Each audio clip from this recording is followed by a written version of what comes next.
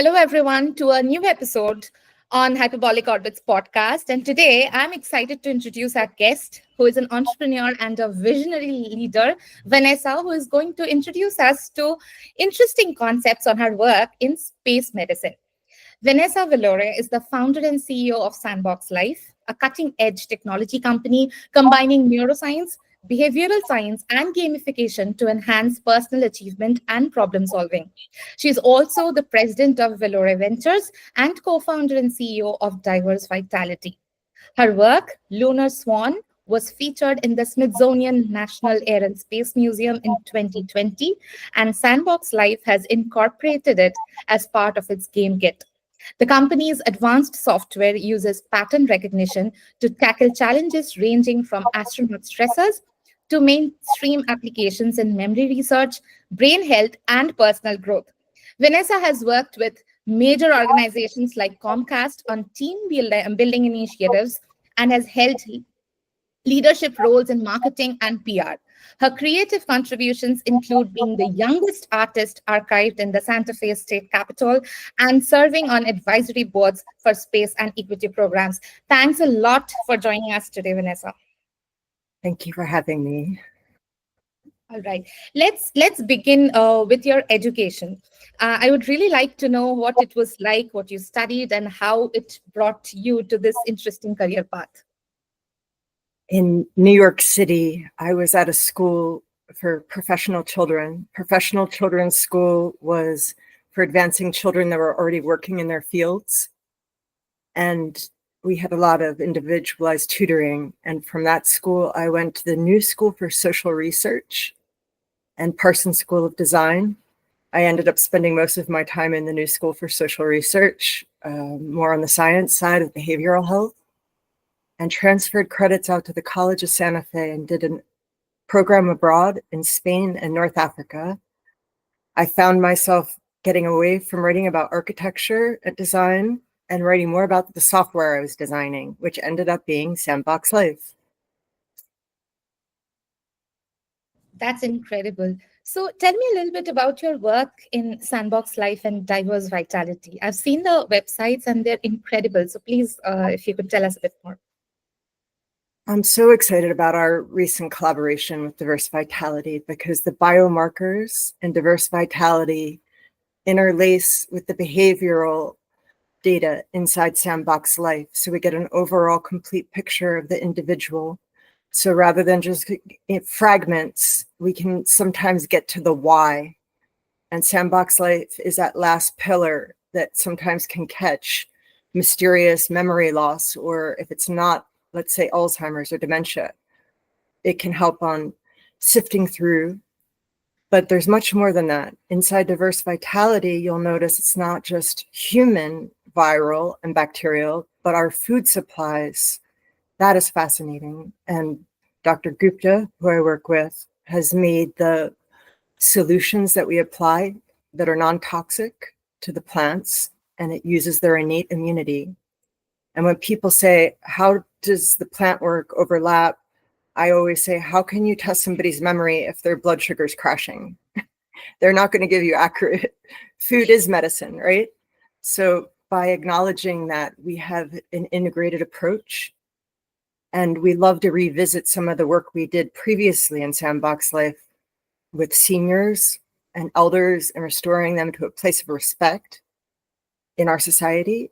And Diverse Vitality allows us to do that because when individuals lose their memory, they're losing their identity. And the quicker we find the problem, the more we can help. That's true. I mean, identity is if somebody loses their memory, they lose part of their lives. So could you tell me a bit about the software that you built that is Sandbox Life? In the 90s, I was having trouble finding the right developers and coders. So we began with live corporate wellness and team building events. And I was able to collect a lot of research and data while I was mapping out the software.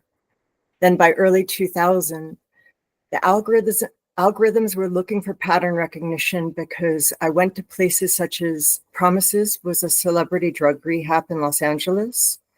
And that is where we look for a root cause and help the person in that facility look for the root cause. So SandboxLife works cyclically on patterns of a month. And let's say the individual going there was for not a substance, but let's say gambling. Every time right before that urge to gamble, when they enter an icon and a word association, eventually we could get them to catch their own trigger and their own root cause, so that they had ownership and pride of ownership, of feeling like not a counselor told them this, but they figured it out by using the software on self-discovery of getting to that conclusion. So we guide and help, but we do, like, whenever possible, to let the patient or participant find their own root cause. Again, if possible, depending on where they're at. And then from there, the memory work continued. So into just the senior group was our biggest rollout, 280 locations nationwide. And that would include lenders, counseling agencies, and the families of seniors. So that's from 2007. For 7 years, we just saw SandboxLife grow and grow, where we had a lot of data nationwide to analyze and different generational interconnections. Wow. So, a lot of it, and I know you're also working on this, plus you're interested in it, is that astronauts spend a lot of time in isolation, extreme conditions, very harsh environments, and a lot of work that you do in, let's say, brain health and behavioral medicine could be used to train them, and they are being used to train them. So, how do you think these are directly applicable to astronaut training? It's very applicable. Let's say that you have 5 people training for compatibility. If we know that they are, let's say out of the 5, that one is not fitting into the group, and we find that that talent is missing and we need to supplement, we can rearrange group compatibility based on talents. So we're not always avoiding conflict. We're also looking at what their strongest talents are and getting just the right teams together in small spaces so that they can really perform at their fullest and enjoy their experience as much as humanly possible. And next year is world's biggest analog in 2025 worldwide. These are Earth analogs, but extreme environments on Earth help us not only prep for space, but this is good for the mass population around the world as well, to learn compatibility skills by watching these Earth analogs. I think it's easier for the public to understand what we're doing with astronauts and analog astronauts and give them a glimpse so it doesn't feel so out of reach. Yeah, I've been hearing about world's biggest analog, and I've also spoken to several analog astronauts before, and everyone has said, that if the team is great and the food is great, then it's better. I mean, it's one thing to work on a team in an office on Earth, and it's a completely different thing to be working with 5 other people in a closed habitat, even if it is just in Hawaii. So I'm glad you said that. But that also makes me think that we all saw what happened in the COVID-19 pandemic. And that was the time everyone around the world understood what isolation and confinement can do to our mental health. And a lot of people started taking care of their mental health after that, thanks to that. So could those trainings be transferred to us, to people here on Earth, to see if we can get better at dealing with extreme conditions? Definitely. That's our end goal. Any research we do in space or extreme environments on Earth, we're looking for that end goal. So if there were, unfortunately, another variant or a different type of pandemic, the same training that we would use for an analog compatibility would apply for, think about how their house becomes. One's a schoolroom now, and this other room might become an office, and everything is topsy-turvy, where getting the right supplies and making sure everybody's fed. And then moving on from there, there's a balance between, we've devised solo play for not just the astronauts, but for home use. This would be a way that to do, if they wanted to do solo play, We have it where they can like block their face from vision. Let's say they needed a timeout, either an analog or, and they work out their conflict. This is mimicking what they see online, but they have offline privacy where they can do their offline entries and sift through. So we have this delicate balance of how do you let them have proper solo play to regroup, then re-enter the group. So if it's an analog or even a home environment, this is useful during conflict to have everybody pull back and do 5 minutes and think, okay, how can we come at this problem differently, right? So our ideal has been to balance multiplayer and group dynamics with that solo play, which is so important too. I would also like to focus on another aspect of your career, which is you're a very successful entrepreneur. And a lot of the people that we make this podcast for are young students and professionals who are aspiring entrepreneurs. So, what kind of advice would you give to entrepreneurs in a field which is highly research oriented, very exciting, but also very risky? That's a very good point. I did not know I would put my whole life into SandboxLife, but when I was just still doing it in school, I think if I would have known it's a marathon and not a sprint, to brace your mind, to pace yourself as an entrepreneur, because that intensity and passion, when you first realize that aha moment, that thing, that problem you can solve in the world, to sustain it over time, technology changes and you have to keep evolving with it and updating and changing again and again. So I think that endurance of just change is the only constant.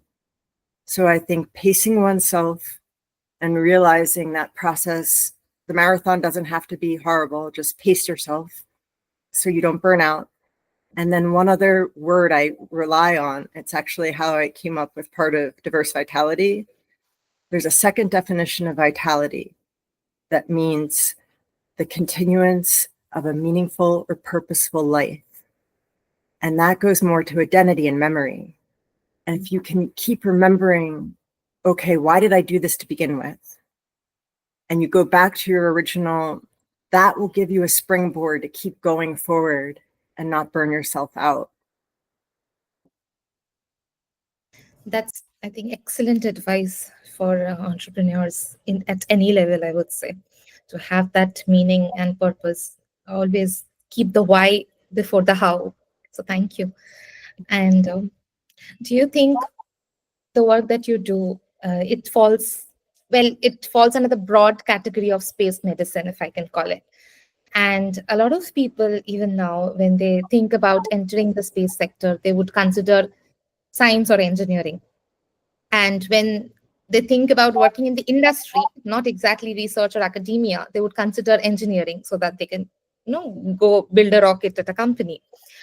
So there are a lot of people who are at the student level interested in medicine too, and they probably have very little awareness on how to break into this field of space medicine. So what kind of advice would you give to them? Have an open mind, because you would be surprised what is needed in space. There's obvious things like a dentist would have a special niche, right? But we need welders and every walk of life. It's a community that's re-emerging. So any skill you have, just turn it around in your head like a cube and think, how would I adapt that for space? Even this game board for offline play came about because of gravity. And me thinking for them with the board games or these learning cards that I can show you, they would float away, right? So our workarounds are a little bit easier than trying to take out a wisdom tooth. But for example, but everybody has a place in space. It's just you're going to have to look at how do I tweak what I do to make it fit the new environment. Any last word of advice for our listeners? Stay inspired. Thank you. As long as we have people like you showing us the way, I'm sure we'll have no trouble staying inspired. Thanks a lot, Vanessa, for sharing your story with us today. I think whoever watches this will take a lot. There's a lot to take away from what you said. It's very interesting and meaningful what you're doing. And thanks for sharing that message with us. Thank you for having me. For everyone watching, I'm going to put the website of SandboxLife, sandbox.org, and Diverse Vitality too. And I will also put the link to join our free Space Careers Mastermind community, where you can get different insights and explanation of space concepts directly to your inbox.